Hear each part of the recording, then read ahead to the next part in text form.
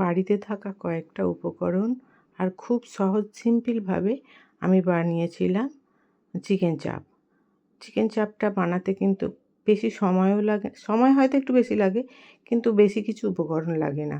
আমি দুটো বড় বড় সাইজের লেগ থাই সমেত দুটো চিকেন নিয়েছি আর সেটাকে চপারের সাহায্যে হালকা করে একটু একটু চিড়ে নিচ্ছি, যাতে ওর মধ্যে সমস্ত কিছু মশলা ঢোকে।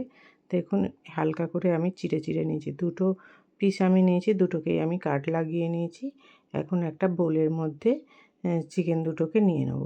এটা এখন চিকেনটা বানানোর জন্য আমি কয়েকটা মশলাকে বেটে নেব। 12টার মতো কাজু, কিছুটা 2 চামচের মতো পোস্ত আর 2 চামচের মতো চারমগজ আমি এখন মিক্সির মধ্যে ঘুরিয়ে নেব। দেখুন, ঘোরানো হয়ে গেছে, কিরম ঝরঝরে মতো হয়েছে। আমি এখন ওতে 4টে কাঁচা লঙ্কা আর 2টো পেঁয়াজ দিয়ে আবারও একবার ঘুরিয়ে নেব।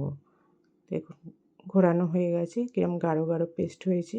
এর মধ্যে দিয়ে দেবো 100 গ্রামের মতো টক দই। দুটো লেগ 50 100 দিয়েছি তাই। আর মাংস দুটো কিন্তু খুব বড় ছিল, ওই জন্য আমি 100 গ্রাম টক দই দিয়েছি।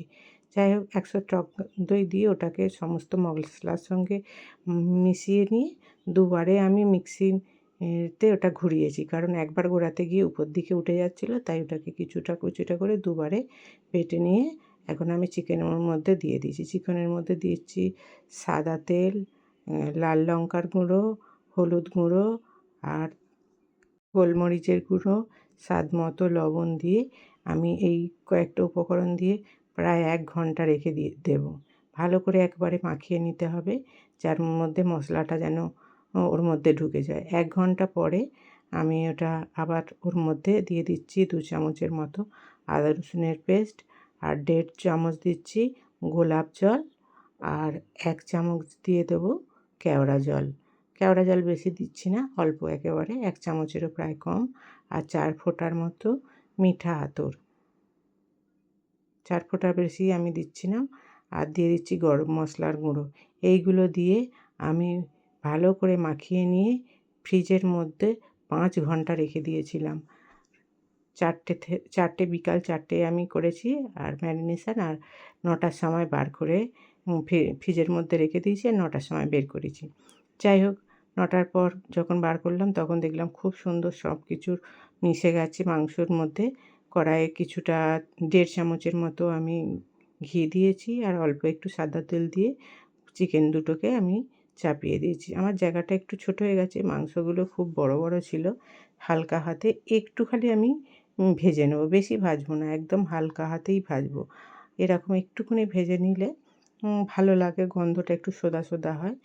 আর দেখুন, পুরো মশলা থেকে চিকেন থেকে তেল ছেড়ে দিয়েছে। এখন আমি ওই গাঢ় যে মশলাটা ছিল বোলের মধ্যে, আমি ওটাও সব মাংসর মধ্যে ঢেলে দিয়েছি।